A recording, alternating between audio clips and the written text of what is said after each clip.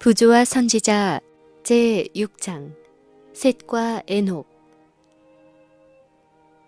하나님께서는 아담에게 또 다른 아들을 주셨다.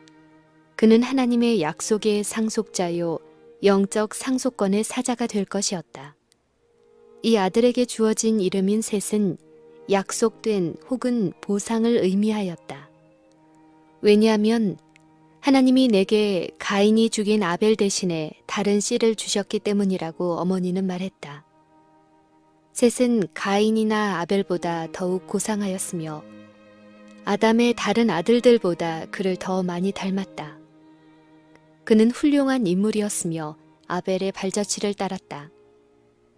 그러나 그가 가인보다 더 많은 미덕을 타고난 것은 아니었다.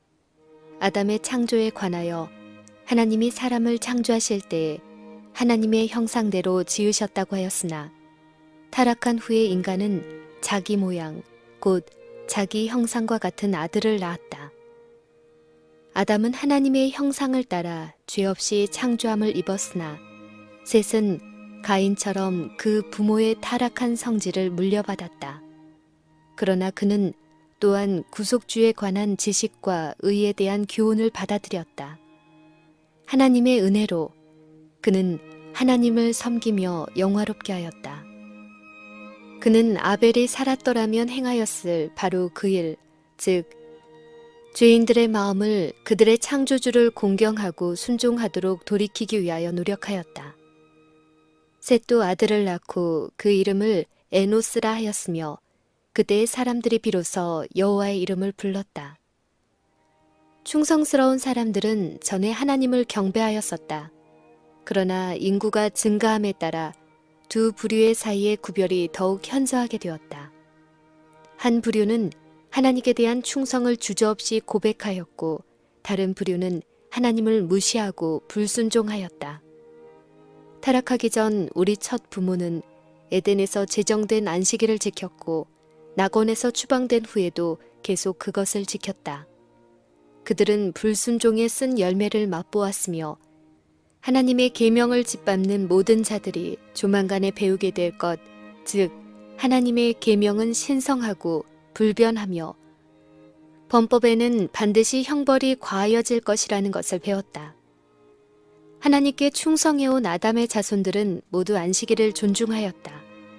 그러나 가인과 그의 후손들은 하나님께서 쉬신 그날을 존중하지 않았다.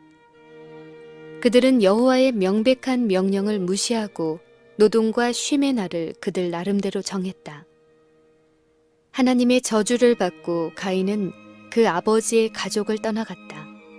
그는 먼저 땅을 경작하는 일을 직업으로 삼았고 다음에는 한 도시를 건설하여 그의 장자의 이름을 따서 도성의 이름을 붙였다.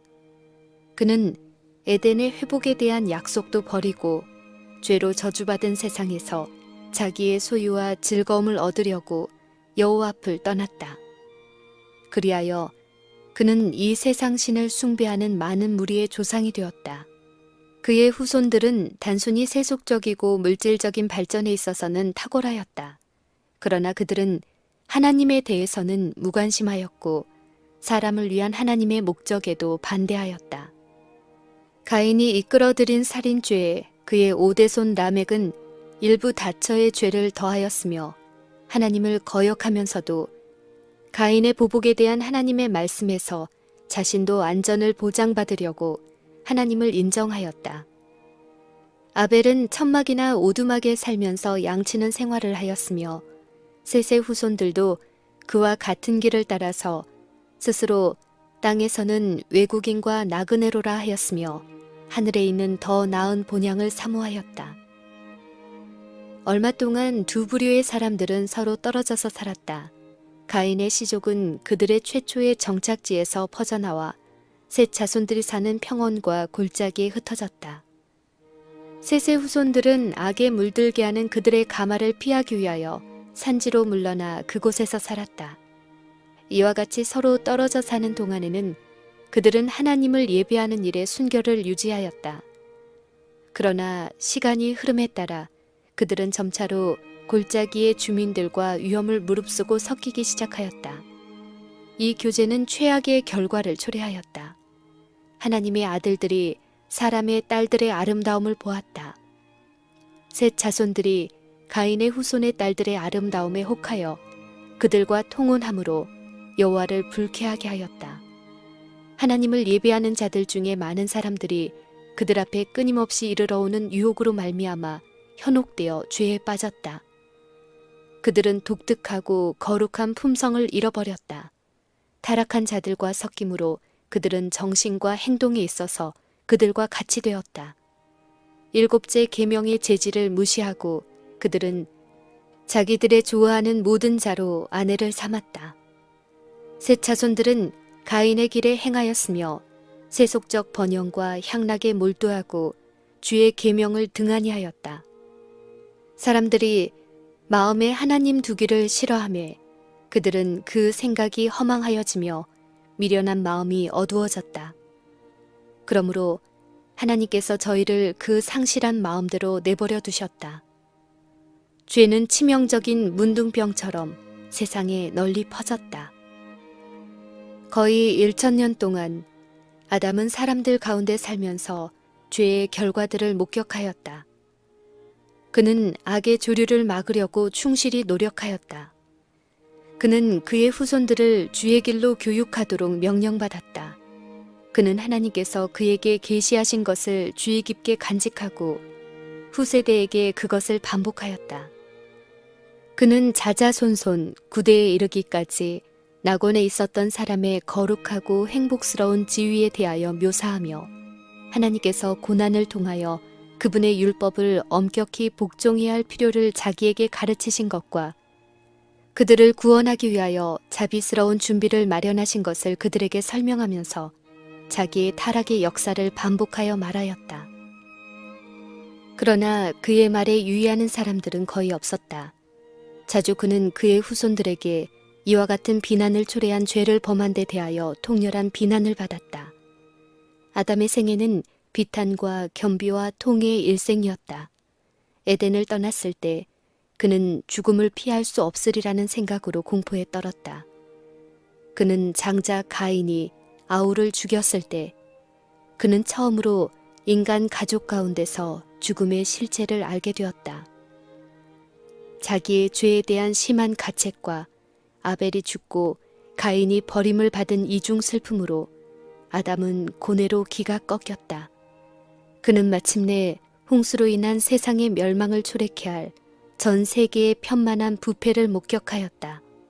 창조주께서 그에게 내리신 사형 선고는 처음에 무섭게 보였으나 약 1000년 동안 죄악의 결과를 목도한 후에 그는 고통과 슬픔의 생애를 끝나게 하심은 하나님의 자비라는 것을 느꼈다.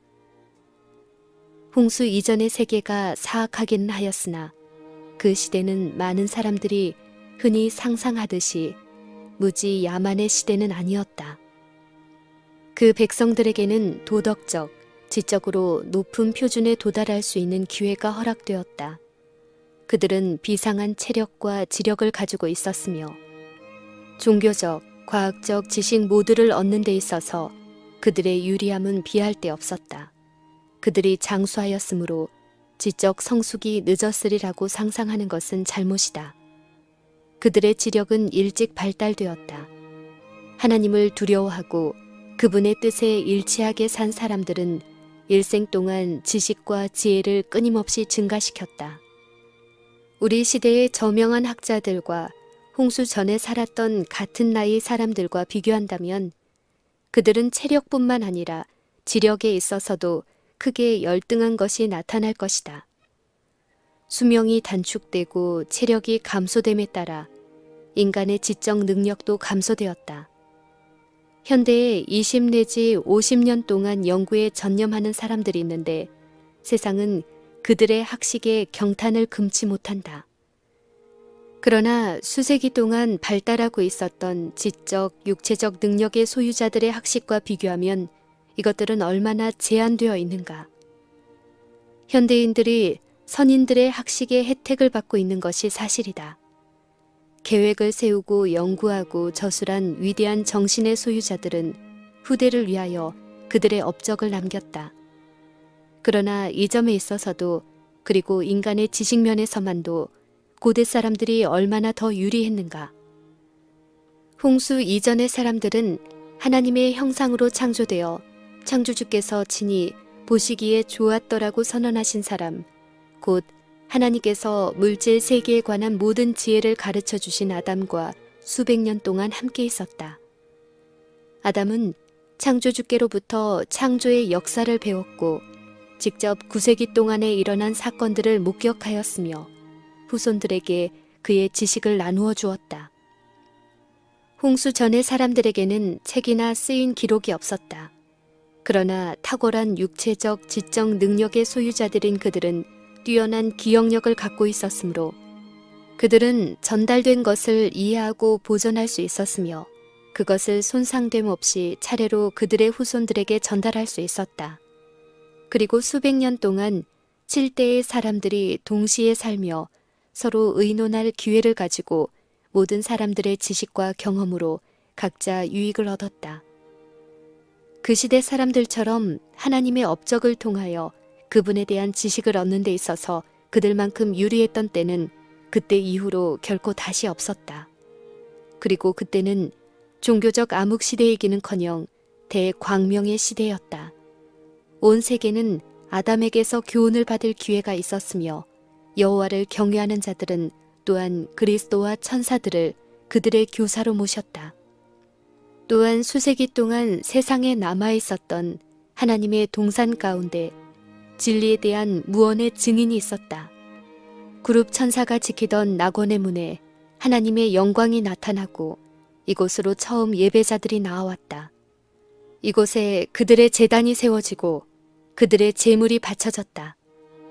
가인과 아벨이 제물을 가져오고 하나님께서 그들과 교통하시려고 내려오신 곳도 이곳이었다. 에덴 동산이 눈에 보이고 그 입구를 지키는 천사들이 맡고 있는 동안은 회의주의가 에덴의 존재를 부인할 수 없었다. 창조의 순서, 그 동산의 목적, 사람의 운명과 밀접한 관계가 있었던 두 나무의 역사, 이것들은 모두 분명한 사실들이었다. 아담이 그들 가운데 있는 동안에는 하나님의 존재와 최고 권위, 그분의 율법에 순종할 의무 등은 좀처럼 문제시되지 않는 진리였다. 죄악의 창궐에도 불구하고 하나님과의 교제를 통하여 향상되고 고결하게 되어 하늘 가족처럼 산 거룩한 사람들의 무리가 있었다.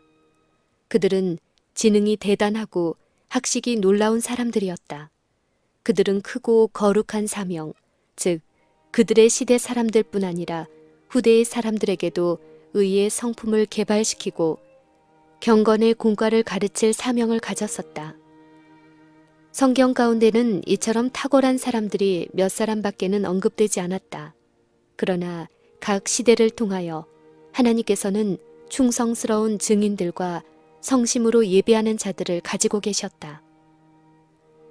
에녹에 관하여 성경은 그가 65세 때 아들을 낳았다고 기록하였다. 그 후 그는 300년 동안 하나님과 동행하였다. 에녹은 이 옛 시대의 하나님을 사랑하고 공경하였으며 그분의 계명들을 지켰다. 그는 거룩한 계보의 한 사람이요 참된 신앙의 보존자들의 한 사람이요 약속된 여인의 후손의 선조들 중에 한 사람이었다. 그는 아담으로부터 타락의 어두운 이야기와 그 약속에 나타난 하나님의 은혜에 관한 위안을 주는 이야기를 배웠다. 그는 오실 구속주를 의지했다. 장남이 태어난 후 에녹은 더 높은 경험에 이르고 하나님과 더 친밀한 교제 가운데로 이끌려 들어갔다. 그는 하나님의 자녀로서의 자신의 의무와 책임을 보다 더 완전히 깨달았다.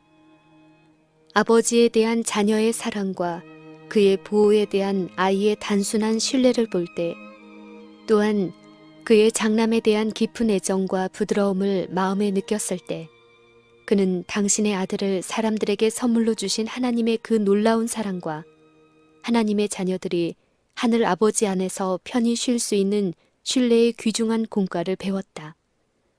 그리스도를 통한 하나님의 무한하고 측량할 수 없는 사랑이 밤낮 그의 명상의 주제가 되었다. 그는 전심전력을 다하여 그가 살고 있던 주위의 사람들에게 그 사랑을 나타내려고 애썼다. 에녹이 하나님과 동행한 것은 황홀경 속에서나 이상 중에서가 아니라 그의 일상 생활의 모든 의무를 행하는 가운데서였다. 세상에서 하나님을 위하여 할 일이 있었던 까닭에 그는 이 세상을 완전히 등진 은둔자가 되지 않았다. 가정에서와 사교 생활에서 남편이요 아버지로서, 친구로서, 시민으로서 그는 확고부동한 하나님의 종이었다.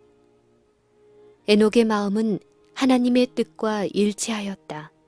왜냐하면 두 사람이 의합치 못하면 동행할 수 없기 때문이다. 이 거룩한 동행은 300년간 계속되었다. 살 날이 얼마 남지 않았거나 예수의 재림이 임박함을 안다면 훨씬 더 열렬하고 헌신적이 되지 않을 그리스도인들은 거의 없을 것이다. 그러나 에녹의 믿음은 세월이 흐를수록 더욱 강해지고 그의 사랑은 더 열렬하게 되었다. 에녹은 확고부동하고 고도로 세련된 마음의 소유자였으며 지식이 많은 사람이었다. 그는 하나님께 특별한 계시를 받는 영광을 얻었으나 하나님의 위대하심과 완전하심을 항상 느끼면서 하나님과 끊임없이 교제함으로 가장 겸손한 사람들 가운데 하나가 되었다. 하나님과의 연결이 긴밀하게 되면 될수록 자신의 연약함과 불완전함을 더욱더 깊이 느꼈다.